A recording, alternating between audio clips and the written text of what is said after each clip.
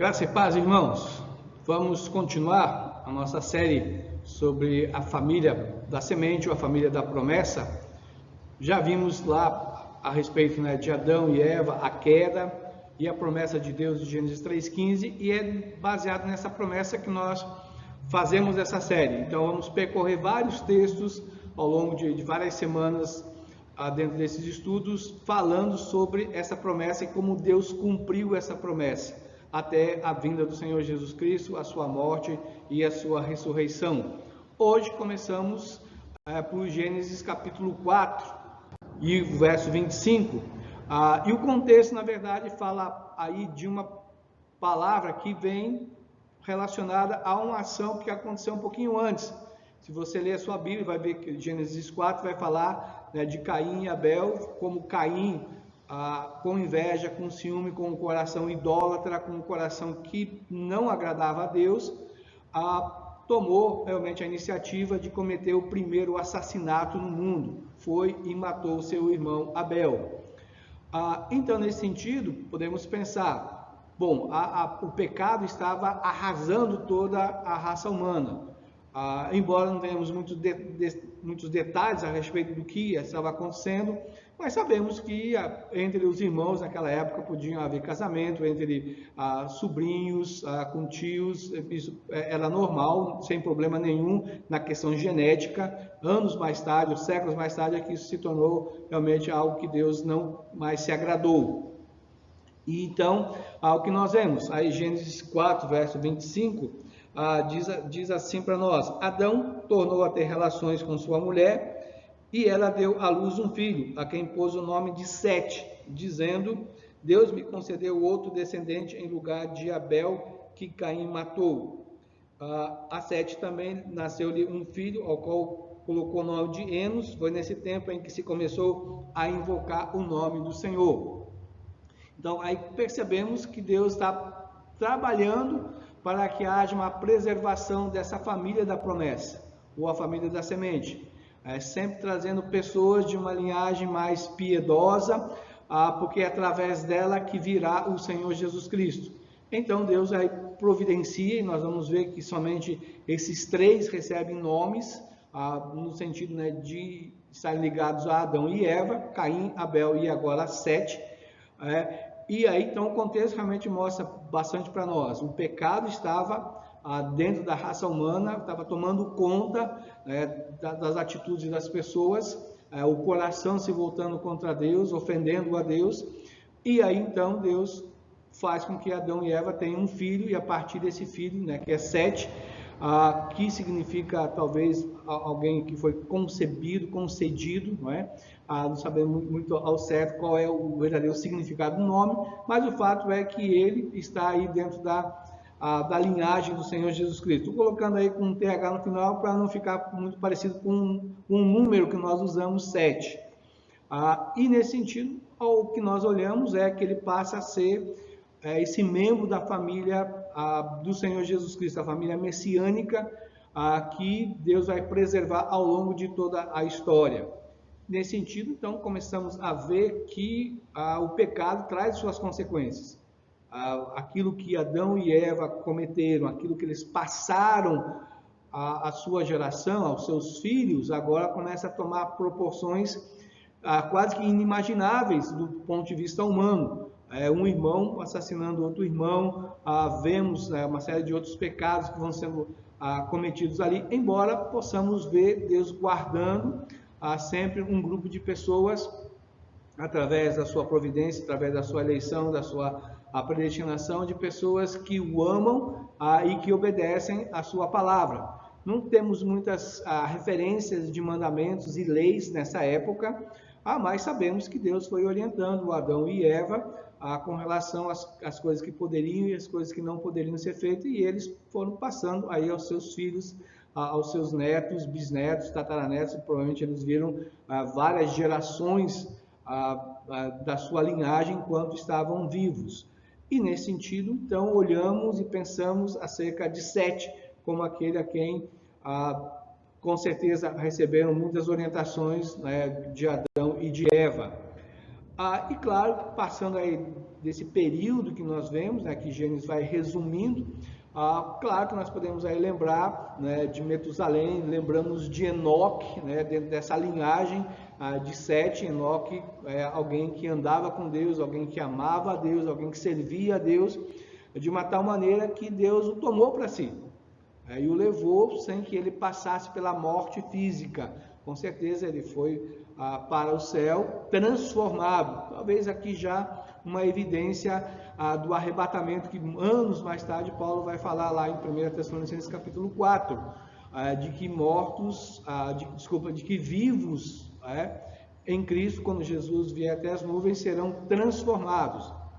Mas o que nós vemos é como o pecado foi se generalizando, como a maldade foi se instalando na vida das pessoas, nos relacionamentos das pessoas daquela época, a tal ponto, né, de que chegou aquilo que Gênesis 6 vai nos trazer sobre o dilúvio, uma ação em que Deus já na sua justiça, na sua ira e por causa da sua santidade, já não aguenta mais a situação em que o homem se meteu. E claro, alguns detalhes daquilo que vai preceder o dilúvio.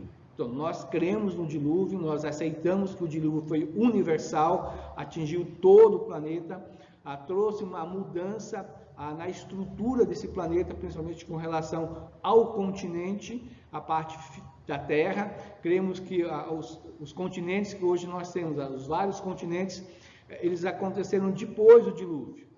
Houve a separação de terras, com certeza as camadas polares também são resultados do pós-dilúvio. A vida humana se tornou diferente, o clima se tornou diferente, a estrutura do planeta se tornou diferente. Então, a Terra pré-diluviana, com certeza, era bem diferente, talvez muito mais bonita, muito mais prazerosa do que a que vem depois. Embora hoje possamos ainda olhar e ver a natureza, a criação de Deus de uma maneira espetacular, ficamos maravilhados, e os mesmos grandes cientistas ainda estão muito longe de descobrir todas as verdades acerca das leis que Deus estabeleceu para manter esse planeta.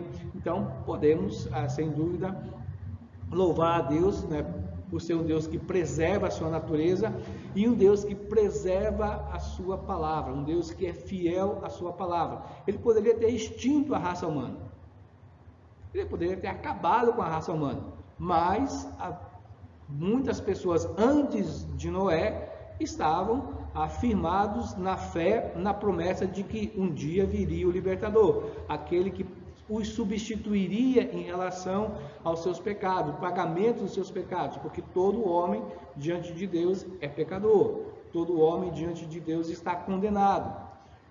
No Antigo Testamento, vamos entender que essas pessoas tinham fé na promessa de Deus, naquilo que Deus faria ainda, ou seja, o libertador prometido em Gênesis 3,15.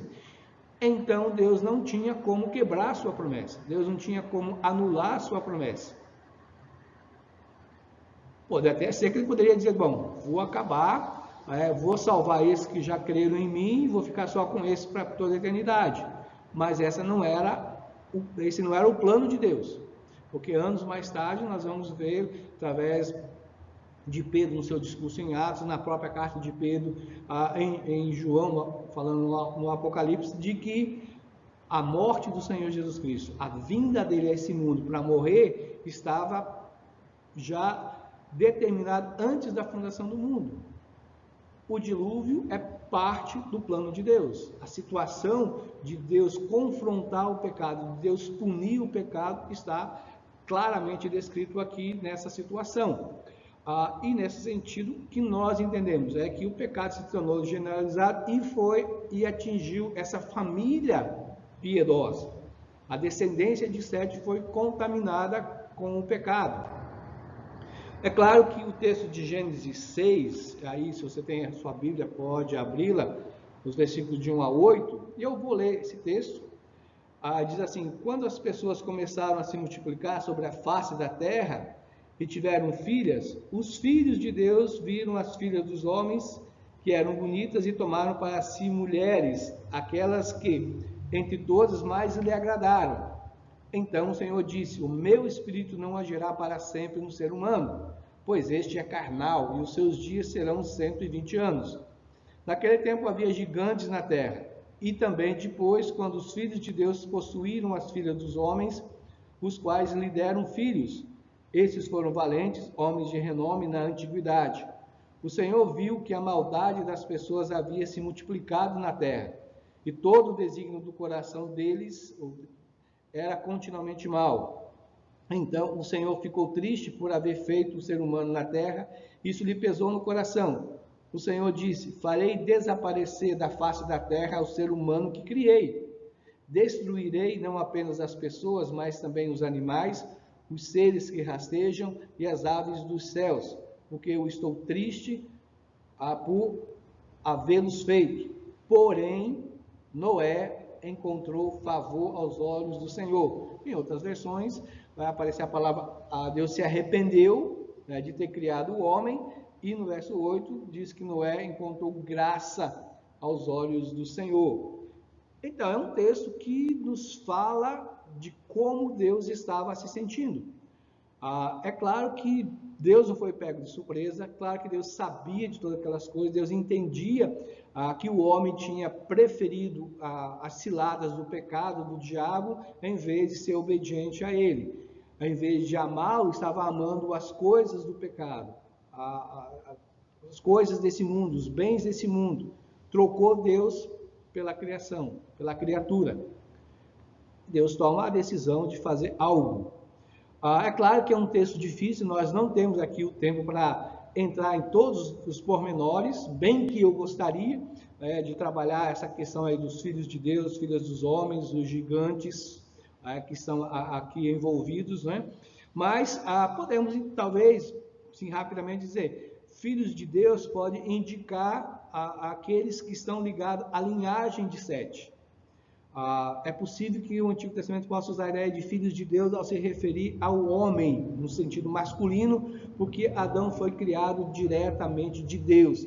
E filhas, né, dos homens pode ser uma referência às mulheres, no sentido de que Eva foi criada por Deus a partir do homem. Então é uma possibilidade. Mas o contraste é bastante claro, pegando o capítulo 4, o capítulo 5 e agora o capítulo 6. Né? Filhos de Deus, no sentido talvez de pensarmos na linhagem piedosa, que nesse caso estavam aceitando o pecado, vivendo no pecado, abandonando a adoração verdadeira ao Senhor, a obediência ao Senhor, e se envolvendo com as filhas dos homens, principalmente nesse contraste entre a descendência de Sete e a descendência de Caim, embora muitos outros parentes estavam ali envolvidos, talvez pessoas ligadas aos filhos de Adão, inicialmente, fazem parte dessas filhas dos homens, mas a característica maior é realmente esse contraste entre as duas descendências. Aí fala que naquela época já haviam gigantes. Alguns pensam que esses gigantes poderiam ser ligados à família de Sete, serem parte dessa família de Sete. E esses que se apaixonam, olham para essas mulheres e as desejam para que possam ter uma vivência de relacionamento, de casamento, ou pelo menos, infelizmente, talvez só uma atividade sexual. A palavra Nefilim, que é traduzida por gigantes, significa caídos. Então isso já nos demonstra um pouco ao sentido de quem são essas pessoas. É claro que alguns vão dizer, nos ajuda a entender isso daí. Existem várias correntes, várias posições a respeito de quem são os filhos de Deus, principalmente essa expressão. Alguns vão dizer que é somente a linhagem de Sete, outros vão dizer que são anjos, outros vão dizer que sejam pessoas, né, famosas, poderosas, autoridades. Alguns acham que é somente esse grupo de homens gigantes. Então tem uma série de possibilidades. Há muitos anos atrás, talvez uns 20 anos atrás, na época que estava fazendo um curso bíblico, tive que fazer alguns estudos, partindo principalmente em 1 Pedro, capítulo 13, versículo 18, 19, e naquela época eu já estudava muito a carta de Judas, é a carta favorita, é aquela que eu trabalho bastante. Se você quiser mais detalhes sobre essa questão, com argumentos, com outros textos, com algumas evidências acerca da minha posição, eu tenho um material que é trabalhado, uma espécie de comentário, né, da carta de Judas. Lá tem um apêndice que fala aí dessa questão de 1 Pedro 3,18. Mas, para encurtar toda a história, você pode ler depois, né, com mais detalhes, com mais informações. Eu creio que, na verdade, a referência aí seja a linhagem de Sete, esses filhos de Deus, que foram possuídos por demônios. Pedro e Judas, de certa maneira, eles dão apoio a essa posição, de que eram anjos. E quando eu pensei mais nisso, eu estava trabalhando também há um pouco lá, estudando na época a Colossenses. Então eu entendo que existe um grupo de demônios, que foram confinados em algum local do universo ou do nosso planeta, por causa que eles não guardaram o seu domicílio. Pedro fala isso, Judas fala isso na sua carta. Quem são essas pessoas, ou quem são esses seres que foram isolados? Por que é que Jesus teve que ir proclamar a sua salvação, no sentido da sua vitória na cruz, a sua ressurreição, a esse grupo? Porque eles não presenciaram a crucificação do Senhor Jesus, eles não presenciaram a ressurreição do Senhor Jesus, porque eles estavam isolados, ou estão isolados. Eu creio que ali o texto de Pedro, quando diz que ele foi até aos espíritos em prisão, ele fala desse grupo de demônios que Deus, por causa do fato de que em Gênesis 6 eles possuíram os homens para de alguma maneira se envolver sexualmente com as mulheres. Vamos lembrar, anjos não se casam e anjos não procriam. Com certeza eu posso pensar que anjos podem ter sexo. A Bíblia não fala que eles não têm sexo. A Bíblia fala, principalmente Jesus em Mateus 22, diz que eles não se casam e eles não procriam. Penso eu que esse grupo aí deixou seu domicílio, deixou a área de autoridade da qual eles estavam confinados, por desejarem, por quererem experimentar, por querer ter algum tipo de sensação do que é esse prazer sexual. O que eles fizeram? Eles adentraram o corpo, eles possuíram aqueles filhos, né, dos homens, os filhos de Deus, talvez esses gigantes, são parte deles, não é? E foram então para a cama. Então eles puderam de alguma maneira experimentar isso. Eu creio que daí, por causa desse pecado, Deus pegou esse grupo de anjos e os confinou. É uma posição, não é, que tenta adequar algumas situações, não é? Na época que eu escrevi, não tinha muitas informações, principalmente em outras línguas. A maior parte das posições sempre era ou descendência de Sete, ou príncipes, ou anjos, não é? Aí a questão de criar uma, hoje em dia já tem vários que aderem a uma posição parecida com essa, né? Então você pode estudar um pouco mais e depois a gente pode discutir um pouco mais acerca dessa referência aí. Agora, um fator muito importante que levanto para cada um de nós. Podemos dizer que o casamento é descrito aqui em Gênesis a partir do versículo 2. Eles tomaram para si mulheres, ou seja, houve um casamento, houve um relacionamento, houve uma aliança. Então, nesse sentido, Gênesis 6 já está dizendo para todos nós que o casamento fora do padrão de Deus corre um grande risco. Como está o seu casamento? Como está você que é solteiro ou solteira, na expectativa de ter alguém que seja do padrão de Deus? Você está se guardando? Você está esperando em Deus? Porque se nós quebramos o padrão de Deus, o casamento corre um grande risco. Então a minha palavra para você é: viva no padrão de Deus. Siga as leis de Deus, os mandamentos de Deus para o casamento. É claro que aí o que nós vemos? Há uma punição que é anunciada, ou seja, o homem só viverá 120 anos, não mais 900, não mais 800, 700. Nós vamos ver isso lá na lei, no pacto de Deus com Noé. a penalidade para o pecado vai acontecer, ou seja, Deus vai destruir esse mundo com águas, com um dilúvio. São consequências do pecado, desse grupo de pessoas que optaram pelo pecado. Mas há também a provisão da graça. Noé achou graça, Noé foi favorecido por Deus. Ele e mais a sua esposa, e mais os filhos e as noras foram salvas. Deus trouxe animais para levar para a arca. Então, a provisão da graça, a graça para a humanidade, a graça para a criação de Deus. Podemos dizer e entender que o dilúvio que Gênesis vai falar e a arca que foi construída, alguns duvidam disso, duvidam que o dilúvio alcançou todo mundo, que a arca era suficiente. Então, existem vários estudos que falam e que testificam que o dilúvio foi universal e que a arca era capaz de levar todas as espécies de animais, não só daquela época, mas até mesmo as várias outras espécies que vieram e existem nos dias de hoje. O que nós podemos pensar sobre o poder, sobre a graça, sobre a pessoa do nosso Deus? Não há grande coisa ou pequena coisa que não esteja debaixo da soberania de Deus. O dilúvio e Deus manter o planeta, a construção da arca e fazer ela flutuar durante todo aquele tempo e Deus guardar e salvar, não é coisa grande para Deus, que Ele não possa fazer. Não é coisa pequena para Deus.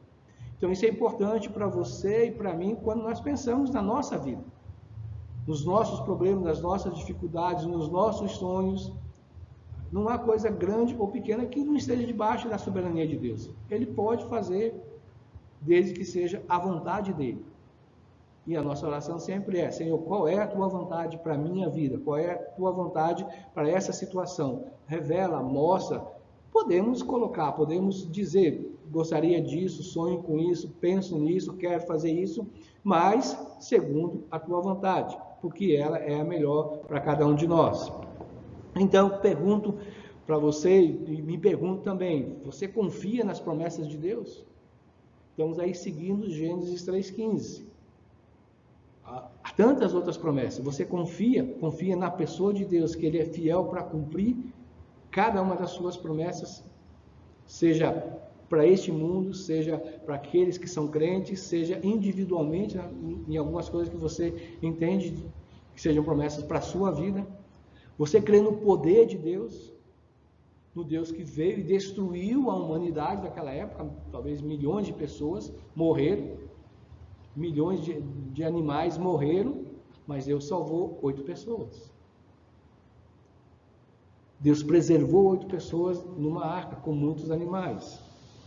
Você está ciente de que o pecado ofende a Deus e esse pecado vai receber punição de Deus?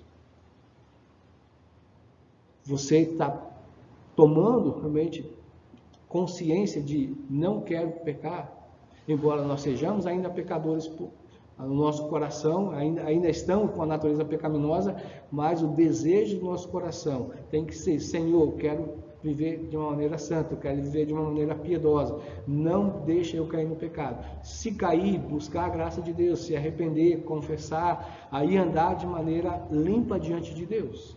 Essa é a vontade dele, porque Gênesis 6 mostra que Deus se ofende com o pecado e que Deus pune o pecado. É um Deus de graça, é um Deus de misericórdia, é um Deus que nos abençoa, um Deus que nos preserva, um Deus que mantém a sua palavra, mas é um Deus de justiça, um Deus de ira. Oremos. Senhor, obrigado pela tua palavra. Sabemos, ó Deus, que é um texto difícil, mas principalmente nos faça entender que ele fala da tua graça, da tua salvação, da tua misericórdia sobre nós pecadores. Ajuda cada um de nós a andarmos conforme o teu querer, que os nossos lares sejam lares que vivem o padrão do Senhor. Abençoa, Deus, a tua palavra nos nossos corações e ajuda-nos a andarmos de uma maneira piedosa. Abençoa as nossas vidas, abençoa o trabalho da igreja, onde ela está instalada, e os irmãos que estão envolvidos nessa obra. Eu oro no nome do Senhor Jesus. Amém. Deus abençoe vocês.